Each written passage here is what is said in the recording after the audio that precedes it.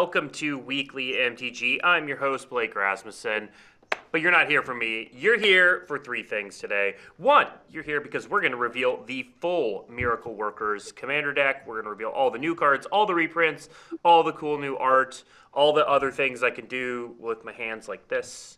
And then also, I told you I'd need more coffee.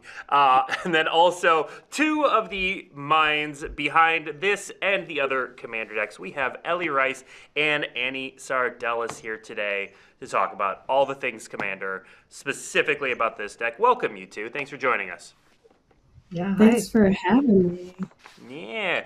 Real quick, in case people at home don't know you or what you do, tell us a little bit about your job and what you did on, I'm going to keep doing weird hand things apparently, and then what you did on the Duskmourn Commander set. Let's start with you, Ellie. Yeah, I feel like I've passed my wiggles off to you. Well, for those of you at home, I am Elizabeth Rice. I go by Ellie. I am a game designer on the casual play design team.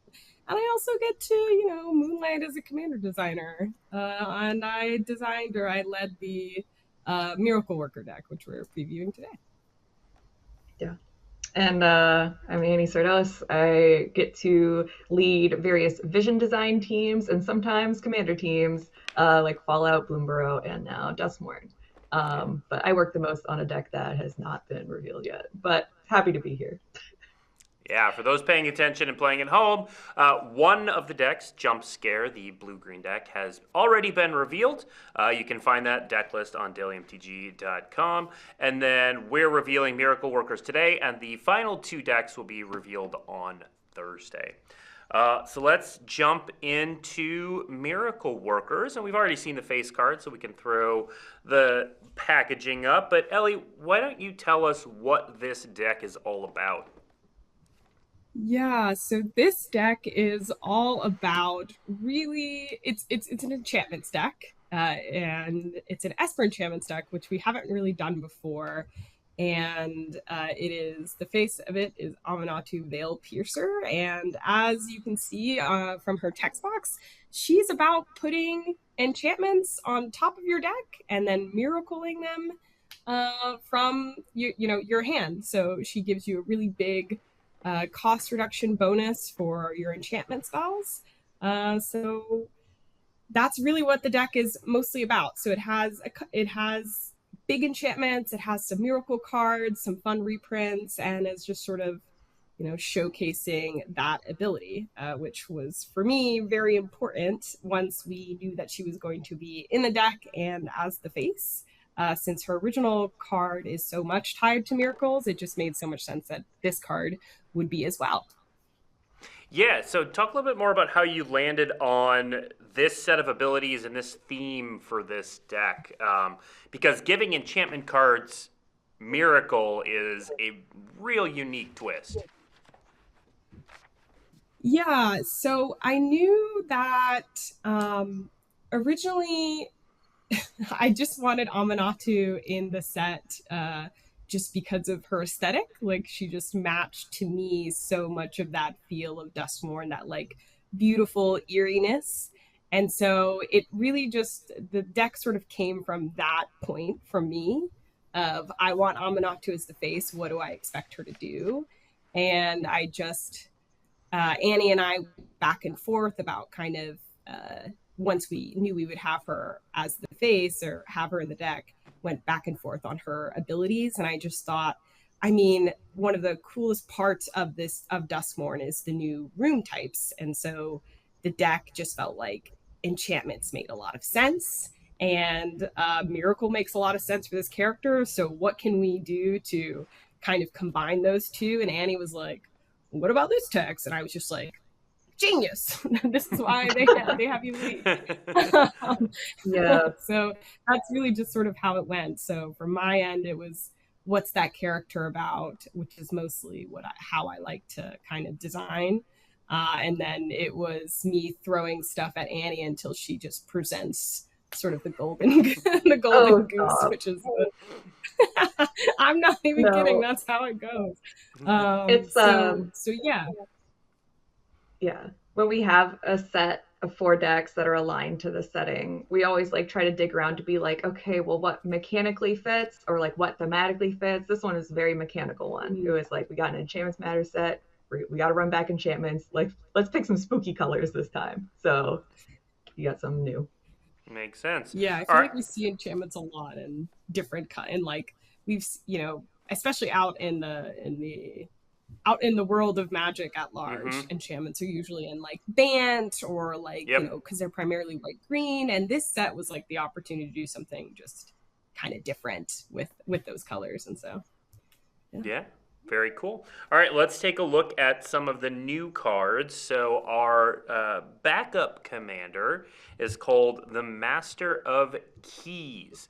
So for X, a white, a blue, and a black, you get a legendary enchantment creature. Note that it's an enchantment creature. Horror, it's a 3/3 flying. It enters with X +1/+1 counters on it, and you mill twice X cards. And then the kicker, but not actual kicker, each enchantment card in your graveyard has escape with escape cost equal to its mana cost, plus 3 other cards from your graveyard.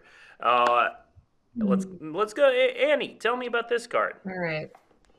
I guess I'm gonna let you peer behind the curtain of design a little bit into how very inspired we can get by our hobbies. So we have a lot of nerds at Wizard of the Coast. What? You know what we like to do? I know, surprising. We like to go to escape rooms.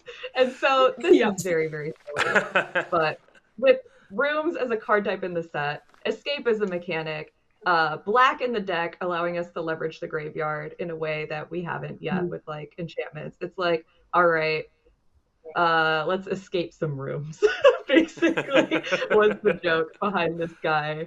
And, you know, his X cost allows you to, you know, immediately out of the command zone, fuel your graveyard if no one's, you know, letting you do that yet. You can grow him super big. You can even, like, discount his cost if, you know, you draw him in the 99, playing Amina too. So that's where this guy came from. Ellie, how does this one play out? Yeah, so this one's actually really fun. Its playtest name for the longest time was Escape Room Mastermind. And the way that it normally plays out, you're just in the early game, often how you're playing the deck is if you're playing with Aminatou as your commander, you're like miracling cards. You're miracling like big enchantments onto the battlefield, but obviously your opponents are gonna not like that so much, like all that value you're getting, and so they're gonna be, you know, trading resources to get your enchantments into your graveyard, you know, to remove them. But then this guy comes along and just says, you know, the fun never ends, and you just cast this for a lot, and then you just get to cast your enchantments out the graveyard. That's how we played it a lot. And so it's kind of nice because Aminatou is kind of from the top of the library, and this is the backup coming at it from a different angle, and it mostly just all comes together to create that feeling of, right, you're never actually escaping. Yeah. All right, very cool. Well, let's take a look at some of the new enchantments that we're either going to be miracling into play or escaping from the graveyard. Our first one up is called Soaring Lightbringer. This is a 4 and a white for a 4/5 flying enchantment creature, Bird Glimmer. Other enchantment creatures you control have flying.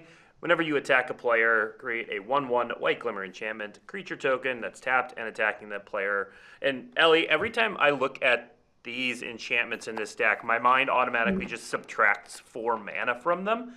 I'm assuming I have Aminatou in play all the time. So talk about this card in the deck. Yeah.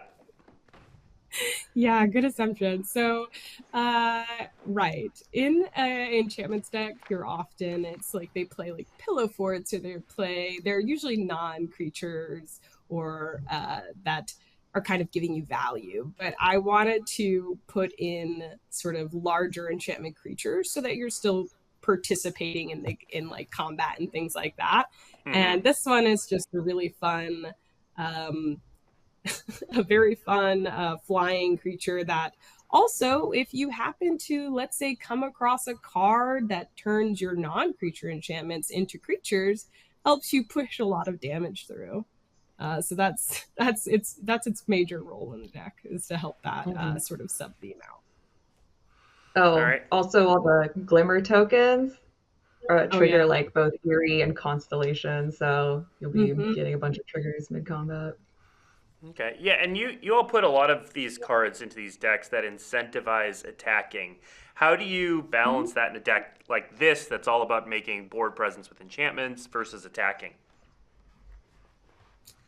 Yeah, that's a good question. I think for me, I never want any kind of deck to play too solitaire.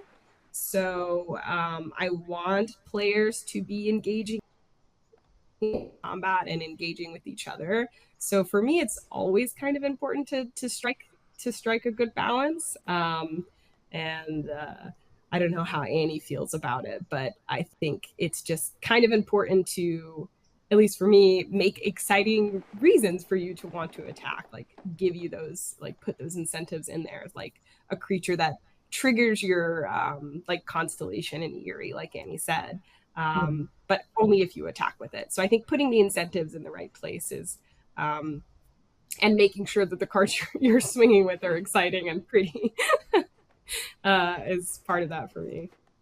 Yeah. All right. I've got nothing to add. Great. All right. Then let's move on to a card. We just had a card that incentivizes attacking. This one prevents your opponents from attacking. So mixed messages here, Elliot. So next up is the Fear of Sleep Paralysis. 5 and a blue. Again, mentally removing that 4 mana. We'll call this a 2 mana 6/6 flyer. Why not? It's got Eerie whenever Fear of Sleep Paralysis or another enchantment you control enters. And whenever you fully unlock a room, tap up to 1 target creature, put a stun counter on it. Pretty normal. But then stun counters can't be removed from permanents your opponents control. Oh my god, who put that there? Who Crazy. did that? Who would do did that? Like Tell us about this card. Yeah. So this one actually is a card I made because not to get too personal, but I actually do struggle with sleep paralysis, which is a real it is thing I had it when I was a kid.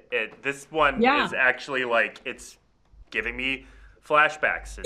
They're not happy ones. So for me, it was a bit of a sort of a cathartic thing to sort of turn this sort of syndrome that affects me a lot, where for people who don't know how it works, it's kind of this moment where you're not fully awake, but you're not fully asleep. And it often, people who experience it feel like something is holding them down, like they can't see it, but they can feel it. And it feels like you are really stuck. So for me, it was like, I just wanted to make my nightmare a reality in a way. And so that's where the stun counter design came. We sort of fiddled around with a lot of different sort of wordings to make sure it kind of struck the right balance of terrifying and also like a good game piece. And so it is true, this sort of does decentivize your opponents from attacking, but I didn't say anything about that. I said for the person playing the deck, I want them to be attacking. Fair enough. So, you know, that's kind of where that comes from. That's where that came from. Now, I'm somewhat joking about thinking this is a 2 mana 6/6. Obviously, that's what Amina is trying to do. But that is an interesting thing to try to balance around, and there's a lot of room to play with these casting costs, and we'll see another example of that coming up. But how much work did you have to do to tweak the casting costs and the size of these things? Yeah, by default, we just went really big, right? Yeah. Like, we're just like, how, like, not just because it's exciting to cheat out something big, but because, like, this fear is no joke. Like, I wouldn't want like a 2/2, like nightmare. Like, what's that mean, right? Like, we gotta we had plenty of those cropping up in the main set. So here we wanted to like show like, no, seriously, like big, bad, dangerous, and then use our slots to target that. Also the last line of text, it's like, it's a risky one, I'll be honest. Like it's one where I read it, I'm like, oh, this reads so like miserable, right? But like people want to do this, and that's really messed up. But if I charge them enough mana, it's probably okay. You know what I mean? Like if they're investing enough. So that's sort of why we leaned pretty expensive on that guy. Yeah, and I think there's other ways around there's other ways around balancing stuff too besides costs. You can always kind of think about how the deck works, like how in terms of how good is it at getting the right thing at the right time on top of the library. And so you don't want that to be too high. You don't want it to be too good at that, because then it makes games feel very samey and not that interesting, and it takes away from that feeling of what's going to happen next, if you're so easily able to determine it. And I think that also kind of helps with cost reducing designs. And you should cost things should cost what they should cost normally. And you shouldn't do, or at least for me, it's like you shouldn't do that much work in terms of costing things around stuff that reduces it. But there are other ways to kind of attack that so it still feels fair. But in the case of this demon, we really wanted this horror, we really wanted a big, expensive, scary thing. So it just sort of worked out. All right. Well, let's stick in the cost reduction space, and next up, let's take a look at Ancient Seller's Spawn. So 1 black and black, 3/3. Each spell you cast that's a demon, horror, or a nightmare, which that last card was, costs 1 less to cast. And then whenever you cast a spell, if the amount of mana spent to cast it was less than its mana value, target opponent loses life equal to the difference. So obviously here we are looking to reduce costs and then kill people with that. Yeah, tell us about this card. Yeah, so this one came about, I think, relatively later on in the process, after kind of it was going to be cost reducing enchantments and just miracling and doing all that stuff. And I just remember messaging Annie. I was like, what do you think about this text? And that was the text on the bottom, the whenever you cast a spell, the cost reduction bonus. And she was like, yeah, let's do it, except we'll stick we'll stick a different static on there as well. So it, as a package, it makes sense. You kind of can understand from reading it what you're supposed to do with it. So yeah, it just sort of came about just from recognizing this is what the deck is doing and this is what it could need, and that could be really exciting as an include. Yeah, it looks like with this card you're doming people for 4, 5 damage maybe. Yeah, or you could put it in other things where you're casting stuff for free, or if you want, if you're that kind of person like me. Like this and Omniscience and everybody's dead. Yeah. All right. Now, it's not all about casting enchantments. Some of this deck is about bringing enchantments back from the graveyard. And our next card is very good at doing this. Here is Redress Fate. Costs a whopping 8 mana to return all artifacts and enchantment cards from your graveyard to the battlefield. But wait, there's a miracle cost of just 4, which matches our old favorite Replenish. So yeah, Annie, talk a little bit about this pretty little miracle. I'd like to say this card kind of designed itself in a way. We wanted to make cards with miracle in the deck that weren't enchantments, but still had miracles, so they go in with theme. And this is just a really powerful effect that we've seen on a couple other cards through Magic's history. It's a very familiar line, but this time paired with miracle, right? It's like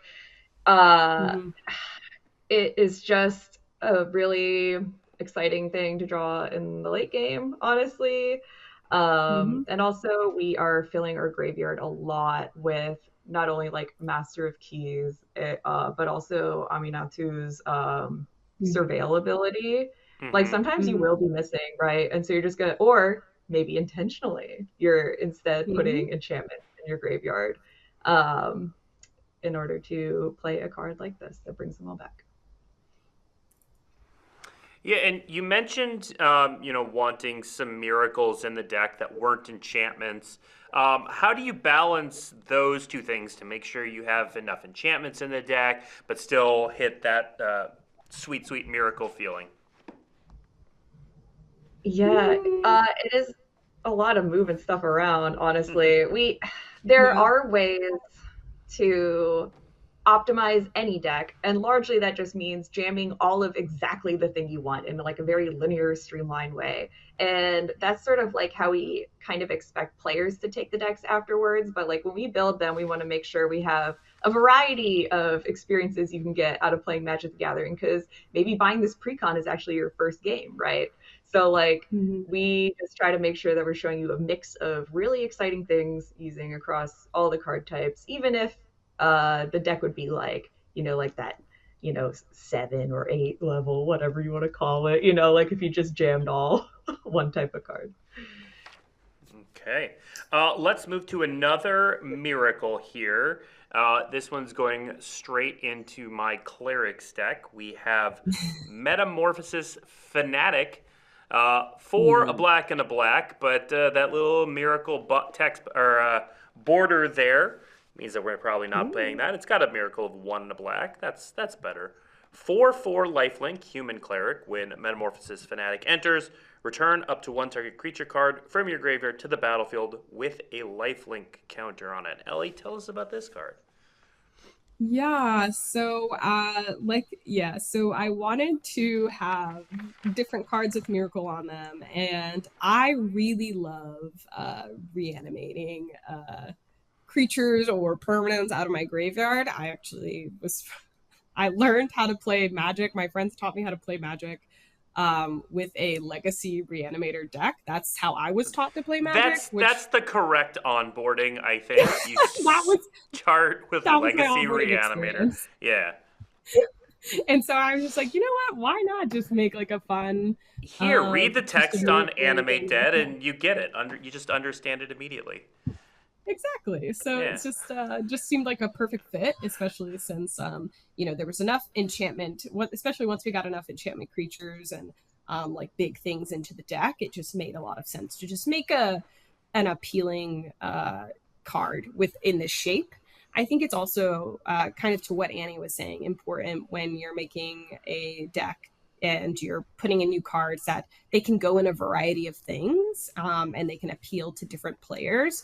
And so for me, this one was just a card that it's not really loudly about enchantments at all, but it has a cool mechanic, has Miracle on it, and players might want to play this and other things if they want. So that's how this baby came about. Dude, this guy has some like serious stationery. I didn't know Valgavoth had like a line of stationery like that. It's very cute. The moth bug. All right. Next up, we've got Phenomenon Investigators. 2, a blue and a black for a creature human detective. 3/4. When the Phenomenon Investigators enters, choose Believe or Doubt. If you choose Believe, whenever a non-token creature you control dies, you get to create a 2/2 black horror enchantment creature token. And if you choose Doubt, at the beginning of your end step, you may return a non-land permanent you own to your hand. If you do, draw a card. All right, there's a lot going on here. Tell us about the many knobs on this card. Okay, so the impetus for this card came from, like these 2 detectives that have differing ideals about something from the show that the Good Luck High Five podcast turned their podcast into when it wasn't about magic for a time. If you know, you know. Anyways, with these guys, if you choose Believe, you're getting all these little enchantment horrors that will trigger your abilities. You'll leave behind something when people are killing off your guys. You get something behind. But let's say you got not much going on, or you want to bounce some enchantments, you don't have so many creatures out yet. You can choose the doubt side and start drawing more cards, which will, allow you to recast certain enchantments or draw into more creatures. And then when you want to switch to the believe side, you can always just bounce this guy back to your hand. So, anyways, it was just like a cute dichotomy of two detectives surrounded by a bunch of cryptid looking things. I just think it's very cute. And somehow one of them is still doubting. Yes, somehow. That's me. Actually, this card is a great representation of Annie and I. Annie believed in this card, and I was the doubt of this card. And mostly, I just was like, I will believe in Annie, I guess, because you're the boss. So wow. No, to be honest, okay, it's not my fault. It was the only deck with those two colors in it. And so it just had to go there, okay? It doesn't have much to do with anything outside of just being a fun trope. But actually, it turned out to be like really good in the decks. So she was right. Well, it is good with, for example, rooms. Hey, look at that segue. So there are a few rooms in the deck, a couple new ones, and one from the main deck. So let's look at the rooms in Miracle Workers. First up, we have Secret Arcade and Dusty Parlor. The Secret Arcade side is non-land permanents you control, and permanent spells you control are enchantments in addition to their other types. And then Dusty Parlor side is whenever you cast an enchantment spell, put a number of +1/+1 counters equal to that spell's mana value on up to one target creature. All right, Ellie, why don't you take us through this room? Yeah, so this card came from me kind of wanting to cheat the rules of Magic a little bit and being like, well, I would feel so sad if players were drawing things that weren't enchantments. So I wonder how I can kind of fix that besides putting more enchantments in the deck. And then I remembered cards like Mycosynth Lattice, things that sort of graft types onto other things. And I was like, oh, we should just do that for enchantments. And so that's where Secret Arcade came from. And then so that way, if this is on the battlefield and that side of the room is unlocked, you could, if you happen to draw a creature that's not an enchantment, JK, it is an enchantment now, miracle into play. You're welcome. And then we were just wanting a sort of a different side that kind of paid you off. So made your creatures bigger was sort of what the goal of that side was.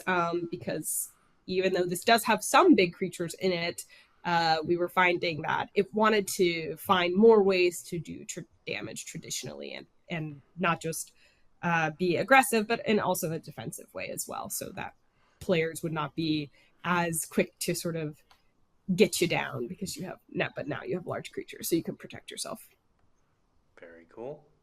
All right, let's take a look at the next one, which is called Cramped Vents and Access Maze. These have some pretty interesting lines of text on them. Cramped Vents for 4 mana says, when you unlock this door, this room deals 6 damage to target creature and opponent controls. You gain life equal to the excess damage dealt this way. I want to talk about that line because I don't think we've seen that before. And then Access Mage, 5 a black and a black. Once during each of your turns, you may cast a spell from your hand by paying life equal to its mana value rather than paying its mana cost, which has never been a broken ability ever in the history of Magic. Fair Magic, as Richard Garfield intended. All right, where'd this card come from? This card is also a little bit of a, yes, Ancient Stellar Spawn wants me cost reducing, my commander wants me to cost reduce. I guess I could find other ways to do it besides the commander, though, and so that's kind of where Access Maze came from. There are other cards in the deck that kind of have similar. There's another card in the deck that has a similar ability. And so I just thought it would be a really cool room effect. And then also Esper, I think, those are includes 2 colors, white and black, are usually really good at removing permanents off the board. And so it just felt like a nice, easy way to get another sort of removal spell in the deck and give you a little bit of life so you could use it later for, a future spell. Yeah, how did we land on that last line of text? You gain life equal to the excess damage dealt this way, because I don't think we've seen that effect in exactly that way before. Yeah, I don't think not in these colors. Sometimes in red, you'll often will give you a bonus for excess damage, but it was the first time we kind of did it in black. I think we were just, at the time, I believe this was added towards the end in development, once this got into casual play design, where we were just like 6, you have to think on a card like this as that number is equal to mana. And so 6 giving you 6 mana, because of the way the other side of the room works, is just too much. Sure. So we wanted to kind of balance that a little bit, but giving you 3 mana or whatever gives you more mana. So you're setting the player up to make a choice. Do you want to? You can either kill your opponent's very large creature, and you're probably not going to get that much excess life gain and therefore mana, or you can kind of take out maybe a smaller thing that's not as threatening to you, but it can help you fuel your sort of future spell. So we thought that sort of choice was more interesting than just cookie on top of a cookie on top of a cookie.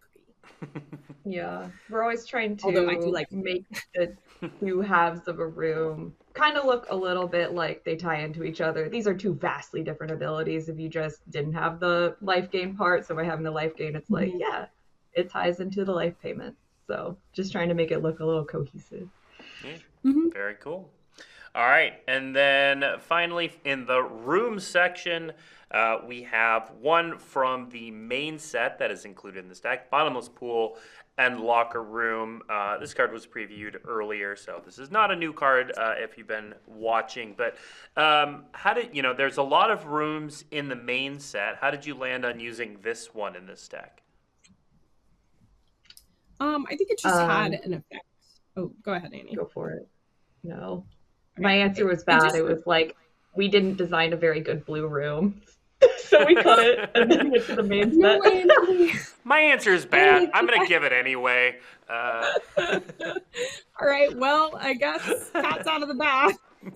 I'm not going to try and blow smoke now. No smoke in here now. No, I think, honestly, sometimes we do like to take cards from the main set, put them in commander decks. It sort of saves us like a new card slot for other, wackier effects. And so sometimes if a card from a main set or something has, or reprint in general, just has an ability we already want, it's just more efficient to do that. And this one just had 2. It's a little bit of removal and some draw. And so it just worked really well. So instead of, I wouldn't describe it as failing to design a cool blue room. I would just say it gave us an opportunity to design other things. Yeah. Is how I would put it. There you go. All right, now... You just let me out there. Let's take a look at the reprints of the deck. We're going to start with the ones that have new art, and there's some pretty cool ones in here. So our first 3, we've got Mesa Enchantress, Moon Blessed Cleric, and Terminus. Annie, do you want to talk a little bit about picking the reprints for these decks? Yeah, so these... With regards to Mesa Enchantress, it's just that's an all-timer. You think Enchantress, there she is, right? And so basically we just wanted to take her art and bring her into Duskmourn. And if something has sort of a more generic name, a lot of the times we tend to be like, all right, let's see how we can fit that in the set, be it Bloomborough or Duskmourn, right? And then if it has a proper noun, I think we saw this Sentinel Hierophants or whatever. I'm like, no, those guys live on Dominaria. They're not here. So it's a mix, right? But we really love when you can set it on the plane. And look at her having a blast. I don't know what she's doing with that dinnerware. And as to Moonblessed Cleric, we tend to shy away from tutors a little bit in precons, mainly because it's like you don't know what's in it. You just ideally you just like bought this off the shelf or you read through the list or you don't know exactly what you need. So you might be like looking through the deck and be like, I don't even know what's in here. Like, what do I get? Right. So it's sort of like a level up moment if you ever want to add a tutor or such. But here it just felt like we basically had to have one just due to the nature of the deck. So that's where Moonblessed Cleric found her niche, or their niche, I cannot tell. And then let's see, Terminus, iconic, miracle. There's nothing more else to say. It's just a very cool card. So. All right, let's take a look at our next batch of enchantments. And Ellie, why don't you take us through this suite of blue cards here? Yeah, so of course, because it is Aminatu's deck, I had to have Aminatu's Augury in there. There was just no ifs, ands, or buts about that. That was just gonna happen. And it makes it feel like, we do like to do this, like put in spells and get new art for them that make it feel more connected to the commander. And so I really love that we were able to do that here. So brought back that spell. Obviously, Ponder this is probably one of my favorite, if not my actual favorite, Ponder art of all time. It's gorgeous. So got to put in these cards that are sort of helping you both get a feel for what the deck is like, as like this is Aminatu casting these spells, and also it just like really helps with the strategy itself. So sort of the top of the deck manipulation, Portent is really nice because it kind of sets up for, maybe you can miracle an enchantment to play on somebody else's turn. So things like that just really worked both well thematically and with the mechanical strategy. Yeah. All right. I love that Portent art too. So many eyeballs on this plane. So scary. There are a lot of eyeballs in the set. So many eyeballs. Us about that. Next up, let's take a look at Diabolical Vision, Utter End, and Arcane Signet. Annie, what do you have to add about these three cards? Oh, I actually do want to blame Diabolic Vision on Ellie because I had never seen the card before it showed up in her first build of the deck list. Yeah, I do have this habit of putting cards, and I did it in Bloomer as well, of just like, I'll find these cards and I will be like, Annie, we should put this in here. And she's like, I've never seen this in my life. Where did you find this? In the back of, like, in the bottom of somebody's closet. And I'm like, yes, exactly. It's going in. And that's, so you're right to blame me. That's all me. Yeah, the rest are just pretty solid staples. Utter End, here we are blasting a Razorkin to bits. And we've been theming, I think in every deck since OTJ, Arcane Signet, Command Tower, and Sol Ring. So here we're just continuing that trend. All right, and speaking of, we've got the updated art for Sol Ring, Command Tower, and Terramorphic Expanse. Yeah. Staples, not much to say here. Yeah. Not much to say. Excuse me. Let's talk about this Command Tower art that looks so creepy and amazing. The flavor text is what I love on the Command Tower. It's me and Gribble's special fort. None of the bad things can get us in here. That looks like only bad things can get you there. All right, let's take a look at the reprints that don't have new art. There's some pretty exciting things stuck in here. First, we have a suite of artifacts. These are pretty standard. You got some mana rocks. The Brainstone, of course, is to work with the miracle theme. So welcome, Brainstone. Mindstone can help you with that out as well. Next, let's move on to the creatures. Couple I want to call out here. Arvinox the Mind Flail is the first one I want to call out. That is a card that first came out in a secret lair and then was on the list, but otherwise has not really gotten a major printing until now. How did you come to that card? Yeah, I just wanted I was just looking for really sort of expensive enchantments that could possibly go into the deck. And we'd never done this before of taking a Secret Lair original card and putting it into a precon before, so it took a little bit of finagling, but it just worked really well, and it just feels like something as well that like could go into the deck. And I think that's one of the really great things about putting together a commander deck and getting to collaborate with different people inside the building is just when you have a good mechanical reason and more importantly a thematic reason to do something, you just get to do really cool stuff. And so that's where that came from. I just wanted this nightmare thing into the deck. So Yeah. Also call out Verge Rangers gets its third printing. And Ondu Spirit Dancer has also perfectly on theme and has only had, God, I can't remember, one, maybe two printings. I can't remember. All right, let's take a look at enchantments. So, suite of few normal things here, but also some cool ones. How'd you select this group of enchantments to reprint? yeah, so I just wanted a variety of different effects so players could kind of get a range of what enchantments in these colors have to offer. One with the multiverse was a particular one where I was kind of going back and forth between like omniscience and this one, and I just felt like this one was had much more fun gameplay to it. So I felt like this should be like the big enchantment that just makes you feel like you're so ahead once you cast it. But I wanted other effects too that help you, especially because in a deck the deck is 3 colors, but as you can see from a lot of these,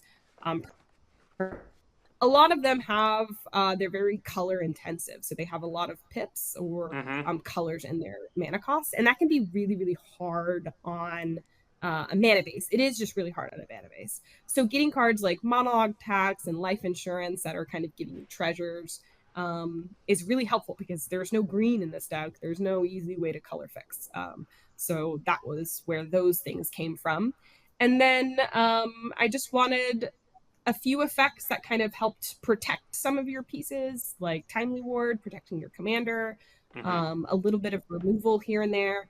And then other cards like Sigil of the Empty Throne and Shark Typhoon are both just really exciting enchantments. That Shark Typhoon in particular, I didn't really, was just like a fun sort of find to include, where it just sort of helps you build your board, rewards you for doing the thing that you should be doing, which was casting your enchantments, and so helping you build a really imposing board. So that's where those came from. And then Extravagant Replication and Mirror Maid were just fun. Oh, you know what? Why not have 2 Shark Typhoons? Why not? Like, just being able to copy enchantments is can be a really fun effect, and copying permanents is just a really fun effect. One of the most fun effects I think Blue has. So it just felt like I'd be remiss if I didn't have that in there. Yeah. Well, Shark Typhoon and Cast Out to a lesser extent I really love because they benefit from the miracle discount, but they also have cycling to go into your graveyard to be brought back by the other various enchantment regrowers. Very cool. All right, next up, let's see the the instance. We're on to instance next.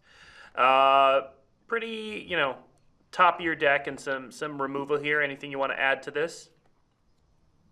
No, I just was definitely just like about leveraging what these colors are really strong at. So blue's just really strong on drawing cards, and the top of the deck manipulation was just really important. So had to get that in there, and then I needed the white and black to kind of take care of pesky things like people swinging at me and killing me.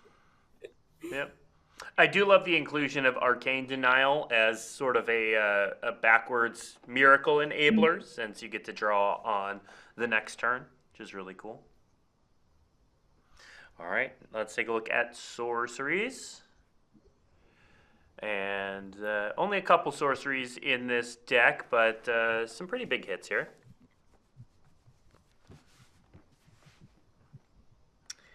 And then finally the lands. I'll call out here, Hall of Heliod's Generosity is a fairly big one to include in this enchantment deck. How'd that get I think he's a little too generous, honestly. This thing is so pesky. Yeah, you're asking for some land destruction, let me tell you. Do it if you're real. All right, and then we'll just show off the basic land art. This is not representative of how many of these are in the deck, but these are the 2 pieces of art for each basic land type in the deck. The full deck list is going to be available on dailymtg.com at the end of this stream, so you can check out how many of these show up. Okay. Now, the deck we're not actually done showing the deck. It feels like we are, but we aren't, because it comes with Archenemy schemes. So, real quick, Annie, why don't you tell the folks at home, if they aren't familiar, what is Archenemy? Okay. Archenemy is a multiplayer format of Magic, a little bit more on the casual side, where 3 players team up against 1 player. And in order for that 1 player to have a fighting chance, they have a deck of oversized scheme cards, and they get to play one of these for free every turn. And then, you just try to see who's alive at the end of the game. All right, well, let's take a look at the schemes. We've shown off a couple of these on the debut, but we're going to show off all 10 just so you get the full range of what's coming with this deck. First up is Behold the Power of Destruction. Now, correct me if I'm wrong, but is this a reprint? Yes, this is a reprint, and it just, I think, captures exactly what Archenemy is all about. The really awesome name and the really destructive power of schemes. And we got all new arts, all themed to Duskmourn on these. So even if it is a reprint, you'll be seeing some crazy part of the house doing something nasty to the poor survivors. Yeah, the names on all the schemes just go so hard on every single one of them. For example, Choose Your Demise, which is our next one. When you set the scheme in motion, you look at the top 4 cards of your library, separate them into a face-down pile and a face-up pile. Opponent chooses one of those piles, put one of those cards into your hand, and the other on the bottom of your library in any order. Hey, it's fact or fiction. Yep. Yeah, and again, another really solid reprint. We had a bunch to choose from. There's a bunch of existing schemes, and some of them I'm like, yeah, these are great. Like, if we probably couldn't design anything new that could improve on this concept. Some of them we could, and you'll be seeing several of those. But yeah, a couple are pretty darn good. So they're back. There's 2 reprints in your set of 10 that come with every deck. All right, now let's look at 2 of the ones we've already revealed, so we'll blow through these kind of fast. I am Duskmourn. I will pause just because the name and art on this is fantastic. It's also really powerful. I am my phone wallpaper now. Another card coming in this deck that we've already revealed is My Champion Stands Supreme. There's Winter. There's Winter. All right, let's move on to a new one, My Followers Ascend, with all of the creepy eyes. But when you set this scheme in motion, put 5 +1/+1 counters on a creature you control. It gains flying and vigilance until end of turn, because of course it has all those eyes now. If you control no creatures, instead create a 4/4 colorless scarecrow artifact creature token with vigilance. Tell us about this scheme, Annie. So when designing new schemes, one of the principles we tried to hold to whenever we could was making it so no matter when you draw it, because it is random, you just get whichever one at the start of your turn. And sometimes the board state wouldn't be great for you when it goes off. Like, this only had the top line, you had no creatures, you're like, oh, guess nothing happened. That's not very exciting. You're supposed to be the archenemy. Like, something's supposed to happen. So we sort of deployed little 4/4 scarecrows as a little bonus if the thing you would like to happen wasn't going on, or sometimes you're drawing cards as a backup. But we have a couple things where it's like, all right, if this effect didn't work, at least something is going to happen. Yeah, and the real win condition here is making your opponents look at this art for any amount of time. Next up, so we can get this off my screen, My Wealth Will Bury You, which also has cool art, though slightly less disturbing. When you set this scheme in motion, create a number of treasure tokens equal to the number of artifacts and enchantments your opponents control. If they control fewer than 4 artifacts and enchantments, create 4 treasure tokens instead. Ellie, tell us about this one. Yeah, so we put in a few schemes of different kinds, sort of to around what decks were in the biodome. So if you were playing with, there's a few, like the enchantments deck's not the only deck that has a lot of artifacts and enchantments in it. And so this just, in any game, even outside the biodome, which when I say biodome, I mean the decks and the product. Right. Artifacts and enchantments are really everywhere. And so this just made a lot of sense to kind of pay you off, give you a bonus for your opponents think they're like, they're getting value. They're putting their artifact ramp, their enchantments on the board, and then you bring out this one, and then you have your bonus. And you're just like, haha, you will never out-resource me. All right, next up, Only I Know What Awaits. When you set this scheme in motion, for each card type among permanents your opponents control, you may put a permanent card of that type from your hand onto the battlefield. Let's go back to Annie for this one. Yeah, okay. So this design, in theory, is supposed to scale up as the board state scales up. Early on, maybe everyone just played a land and passed, right? But that allows you to play an extra land, or maybe you can catch up by playing an extra mana rock or something like that. Basically, it's just sort of like whatever you got, I'm going to get now. And then you pick your most expensive version of it to put into play, obviously. All right, next up, another name that goes really hard, A Premonition of Your Demise. So this is some art that we did reveal already. This is the card that goes with it. When you set this scheme in motion, reveal the top 2 cards of your library and put them into your hand. When you reveal 1 or more non-land cards this way, the scheme deals damage equal to their total mana value to any target. This seems pretty good, Ellie, with a deck that's all about setting up the top of your library. Oh, it's great in a deck all about setting up the top of your library. It's wonderful for that. And it's just a very flavorful of yes, oh, I see your death coming. Oh, look at that, your creature dead. Crazy how that works out. All right, we've got 2 more to show off here. We've got Time Bends to My Will, with some more fantastic art here. When you set this scheme in motion, take an extra turn after this one. Skip the untap step of that turn. Let's go back to Annie. Yeah, I think this is my personal favorite of the bunch. Archenemy did have a scheme that let you take an extra turn, but it made you skip flipping the scheme. And I'm like, but flipping the scheme is the fun part. So let's take away the untap step instead. So basically, now you can run 2 different extra turn things in your Archenemy deck, which is probably one of the most evil things you can do to someone. So enjoy. Also, I love this art. This art's great. Yeah, this art is probably, this art's incredible. Mm-hmm. All right, final scheme, and then we have a couple minutes for questions. If you do have questions, it helps to tag @Magic in chat, and we'll only have time for maybe 1 or 2, but we'll do what we can. Anyway, last scheme, You Cannot Hide From Me. Here's some art to go off on. Please go off and don't have nightmares. Ongoing scheme.